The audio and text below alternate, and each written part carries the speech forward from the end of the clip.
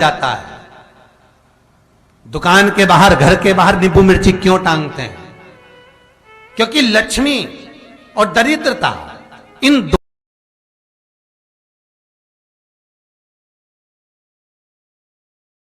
दोनों देवियों को भगवान विष्णु का वर है कि ये प्रतिदिन भूमंडल पर विचरण करने के लिए जाएंगी। प्रतिदिन, रोज प्रतिदिन लक्ष्मी और दरिद्रता दोनों भ्रमण के लिए निकलेंगे। और जिसके घर में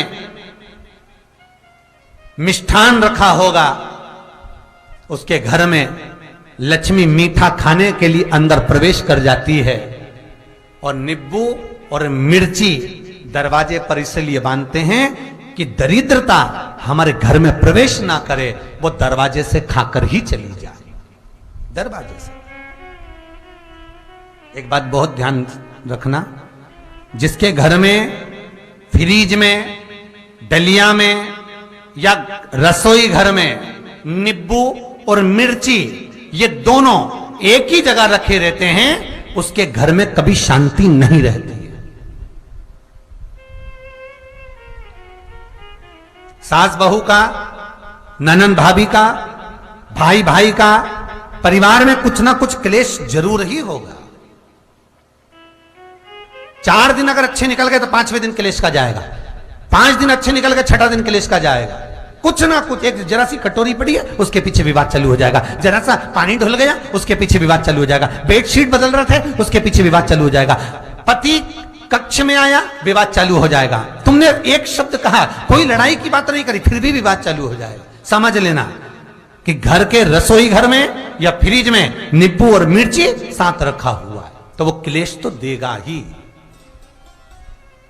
पंडितों से पूछोगे, ज्योतिषाचार्यों से पूछोगे, वो कहेंगे मोती पिना दो, कोई कहेगा पितृदोष हो गया, कोई कहेगा कालसर्प दोष हो गया, कोई कहेगा वास्तु दोष हो गया, पर वो आपको ये नहीं बताएंगे कि नींबू और मिर्ची एक डलिया में रखा हुआ है। ये हमारा वेद, हमारा शास्त्र बताएगा कि नींबू और मिर्ची ये दरिद्रता देवी को प्रिय है, और जहां नींबू और मिर्ची साथ रखा वहां दरिद्रता प्रवेश कर जाती है, और दरिद्रता गई तो वो क्लेश उत्पन्न करती है, जिससे इसके घर में सुख ना रहे। सुख नहीं रहेगा तो लक्ष्मी नहीं रहेगी, दरिद्रता उसके घर में आराम से रह सकती है। अब बहुएं कहीं किसी से पूछ रही, सास किसी से पूछ रही, हमारे घर में शांति नहीं, हमारी बहू बहुत अच्छी थी पहले, बहुत क्लेश करती है, हमारी सास बहुत अच्छी थी, बहुत क्लेश करती है, घर में विवाद इतना ज्यादा होता है। गुरुजी, जरा सी बात के पीछे विवाद होगा इतना बड़ा फैल जाएगा, पति पत्नी में जरा सी बात होगी इतना बड़ा फैलाना हो जाएगा, बच्चों को थोड़ा सा समझाओ इतना बड़ा फैलाना हो जाएगा। कारण क्या है? उसका कारण है तुम्हारे घर में जरूर एक डलिया के अंदर नींबू और मिर्ची या फ्रिज के एक बॉक्स के अंदर नींबू और मिर्ची रखा हुआ है, उसका क्लेश तुम्हारे यहां रहेगा ही, सदा रहेगा। इसलिए महाराज नींबू मिर्ची दरवाजे पर टांगा जाता है, बाहर संग नहीं, बाहर जाए। एक बात बहुत सुंदर है, जैसे दूध और दही दोनों एक ही झोले में, एक ही बैग में, एक कैरी बैग के अंदर दूध और दही अलग अलग पॉलिथीन में बंधे हुए हैं, अलग अलग डोलची में, अलग अलग डब्बे में रखे हुए हैं। एक व्यक्ति एक ही बैग के अंदर दूध और दही ये दोनों चीज अगर लेकर घर के अंदर आता है तो उसके घर में संपदा की तो कमी आती ही है, उसके घर में संपदा टिकती नहीं है। घर में अगर लाख रुपए रखे हैं तो 3 दिन या 4 दिन के अंदर वो पैसा वापस जाना है। दही और दूध अगर एक ही साथ आया है, एक ही व्यक्ति एक ही झोले में, एक ही बैग में, एक ही कैरी बैग में अगर लेकर आया, उसी तरह नींबू और मिर्ची का भी क्रम है महाराज।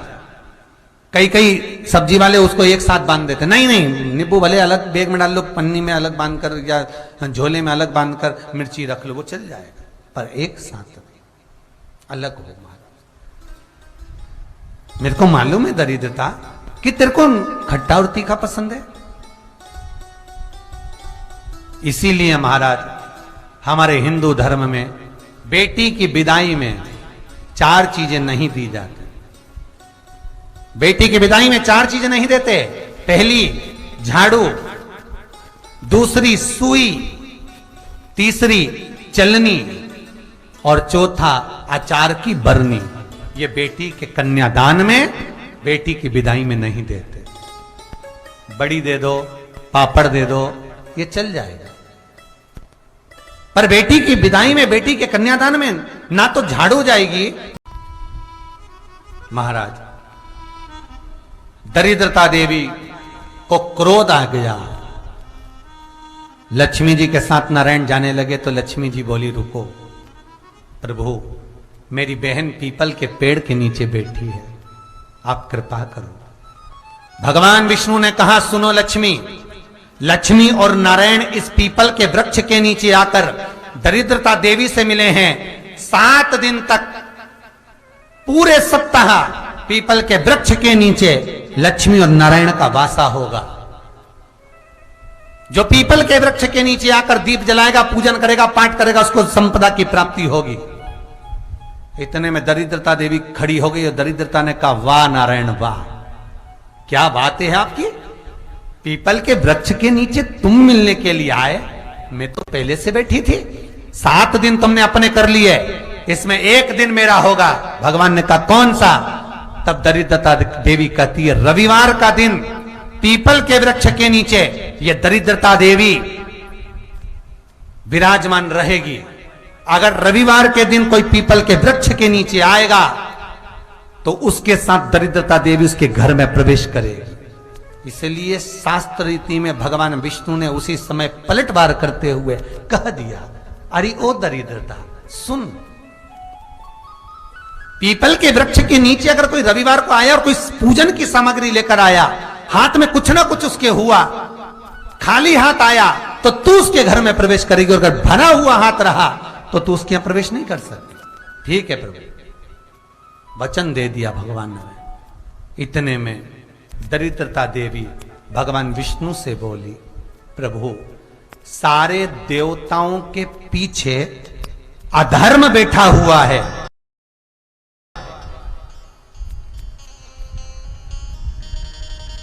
सारे देवताओं के पीछे अधर्म बैठा हुआ है।